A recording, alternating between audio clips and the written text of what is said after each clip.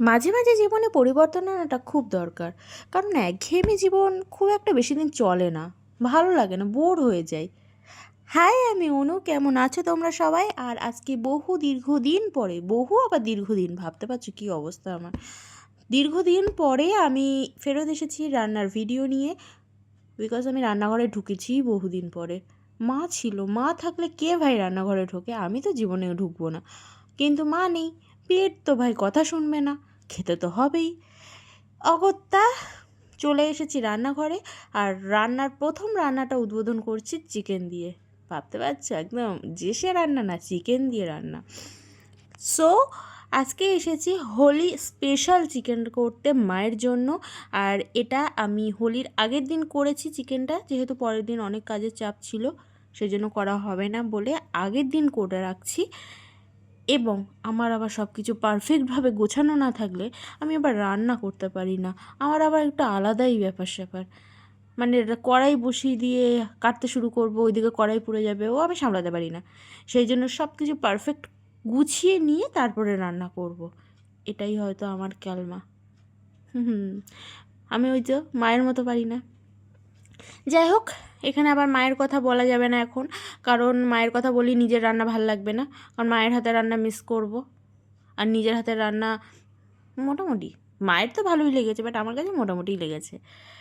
কিন্তু তার আগে পুরো রান্নাটা দেখতে হবে। আর এই রান্নাটা আমি দেখেছি অতনুর রান্নাঘর চ্যানেলে। অতনুদার রান্নার রেসিপিটা আমি এখানে অ্যাপ্লাই করেছি, শুধুমাত্র নিজের থেকে একটা জিনিসই আমি অ্যাপ্লাই করেছি, সেটা আমি তোমাদের পরে দেখাচ্ছি। সমস্ত কিছু কেটে নিয়ে চলে এসেছি একটু আলু ভেজে নিতে। আর আলু ভাজার আগে অ্যাজ ইউজুয়াল আমি হলুদ দিয়ে দিই, যাতে ছিটকে আমার চামড়ায় না এসে লাগে। আরে নিজের চামড়াটারও তো একটু খেয়াল রাখতে হবে।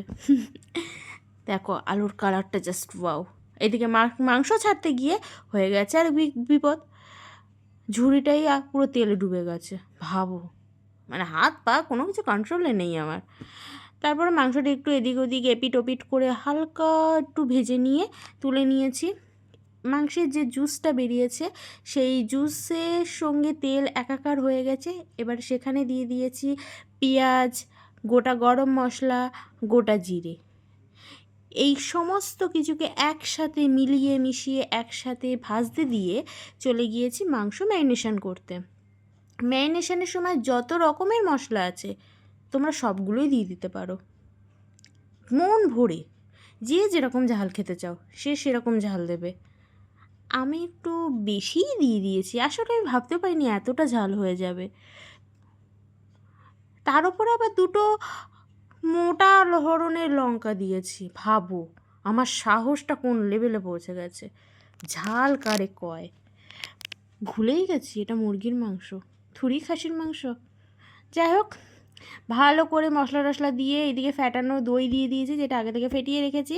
আর এই হলো সেই জিনিসটা যেটা আমি নিজে থেকে অ্যাড করেছি, গোটা গরম মশলার গুঁড়ো, যেটা দিয়ে ভালো করে চিকেনটা ম্যারিনেশন করে রেখে দিয়েছি 1-2 মিনিটের জন্য।